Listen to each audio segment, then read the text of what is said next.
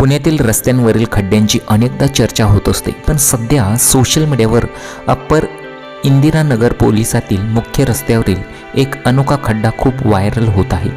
परिसरातील मुख्य रस्ता अचानक खचल्याने नागरिकांच्या सुरक्षेचा प्रश्न ऐरणीवर आला होता. सतत वाहनांची आणि नागरिकांची वर्दळ असलेल्या रस्त्याच्या मध्यभागी तब्बल 3 फूट खोल खड्डा पडल्याने अपघाताचा धोका निर्माण झाला होता. आता या गंभीर समस्येकडे प्रशासनाचे लक्ष वेधण्यासाठी एका पुणेरी काकांनी थेट खड्ड्यात उतरून अनोख्या पद्धतीने निषेध नोंदवला. रस्त्याच्या मध्यभागी अचानक मोठा खड्डा पडल्याने वाहन चालकांसह पादचाऱ्यांनाही मोठ्या अडचणींचा सामना करावा लागत होता.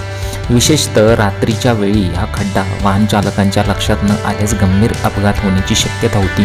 स्थानिक नागरिकांनी रस्त्याची दुरवस्था आणि निर्माण झालेल्या धोक्याची माहिती प्रशासनाला दिल्याचा दावा केला होता. मात्र संबंधित यंत्रणेकडून वेळेत योग्य ती कारवाई करण्यात आली नाही असा आरोप नागरिकांनी केलेला आहे.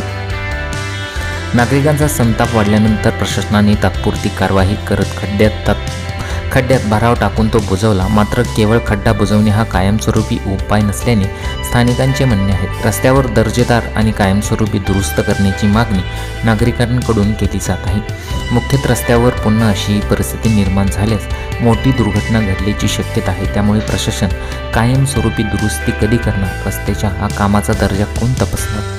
हा व्हिडिओ व्हायरल झाल्यानंतर एक काका, अक्षरशः पुणेरी काका, त्या खड्ड्यात गेले आणि तिथे आंदोलन करण्याचा त्यांनी प्रयत्न केला. मात्र नागरिकांनी त्यांना समज दिला की इथं तुम्ही आंदोलन अशा प्रकारे करू नका, हे खूप धोकादायक आहे, आणि त्यानंतर त्यांना वरती काढण्यात आलं जातं. सध्या या घटनेचा व्हिडिओ सोशल मीडियावरती प्रचंड व्हायरल झालेला आहे.